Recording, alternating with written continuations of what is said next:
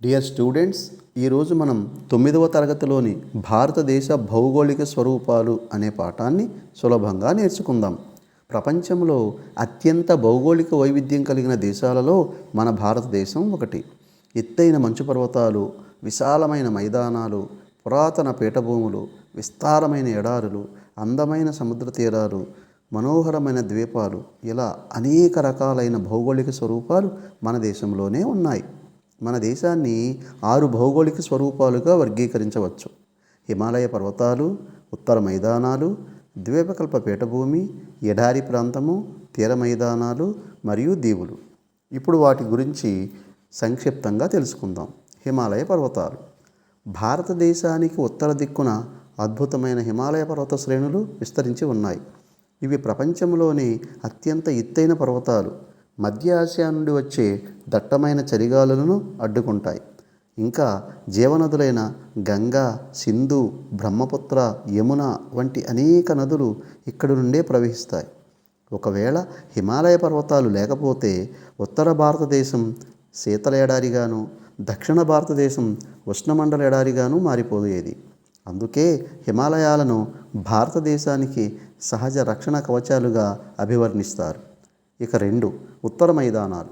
హిమాలయాల నుండి ప్రవహించే జీవనదులు తెచ్చిన సారవంతమైన మట్టితో ఏర్పడిన ప్రాంతాలే ఉత్తర మైదానాలు. ఇవి వ్యవసాయానికి ఎంతో అనుకూలం. వరి, గోధుమ, చెరకు వంటి పంటలు విస్తారంగా పండుతాయి. కాబట్టే ఈ మైదానాలను భారతదేశానికే ధాన్యాగారంగా పిలుస్తారు. ద్వీపకల్ప పీఠభూమి. ఇది భారతదేశంలో అత్యంత పురాతనమైన భూభాగం. ఇక్కడ ఖనిజ సంపద కూడా సమృద్ధిగా లభిస్తుంది. ఇనుము, బొగ్గు, మ్యాంగనీస్ వంటి ఖనిజాలు సమృద్ధిగా లభిస్తాయి. గోదావరి, కృష్ణ, కావేరి, నర్మదా, తపతి వంటి ముఖ్య నదులు ఉన్నాయి. ఈ ప్రాంతంలో సహజవాయు సంపద కూడా లభిస్తుంది. థార్ ఎడారి. భారతదేశ వాయువ్య భాగంలో రాజస్థాన్ రాష్ట్రంలో ఈ ఎడారి ఉంది. ఈ ప్రాంతంలో వర్షపాతం చాలా తక్కువ. ఇసుక దిబ్బలు, ఒంటెలు ఈ ప్రాంతానికి ప్రత్యేక ఆకర్షణ కలిగిస్తాయి. ఇక్కడి ప్రజలు చాలా తక్కువ నీటితో జీవించడానికి ప్రత్యేకమైన జీవన విధానాన్ని అలవాటు చేసుకున్నారు. తీర మైదానాలు. భారతదేశానికి పశ్చిమాన అరేబియా సముద్రం, తూర్పున బంగాళాఖాతం ఉండటం వలన ఈ సముద్రాల వెంట విస్తరించిన ప్రాంతాలను తీర మైదానాలు అంటారు. ఇక్కడ మత్స్య సంపద సమృద్ధిగా లభిస్తుంది. అనేక ప్రధాన నౌకాశ్రయాలు కూడా ఈ ప్రాంతంలోనే ఉన్నాయి. ఉదాహరణకు ముంబై, విశాఖ, చెన్నై. అందువలన వాణిజ్యం, రవాణా, పర్యాటక రంగాలకు ఇవి ఎంతో ముఖ్యమైనవి. దీవులు. భారతదేశానికి 2 ముఖ్యమైన ద్వీప సమూహాలు ఉన్నాయి. తూర్పున అండమాన్ నికోబార్ దీవులు, పశ్చిమాన లక్షద్వీపులు.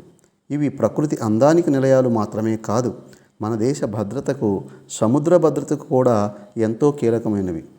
డియర్ స్టూడెంట్స్, మన దేశంలోని ఈ 6 ప్రధాన భౌగోళిక స్వరూపాలు ప్రకృతి సంపదకు, వ్యవసాయ అభివృద్ధికి, ఖనిజ వనరులకు, జల వనరులకు, జీవ వైవిధ్యానికి బలమైన పునాది. ఈ భౌగోళిక వైవిధ్యమే మన భారతదేశానికి ప్రపంచంలో ఒక విశిష్ట స్థానాన్ని ఇచ్చింది.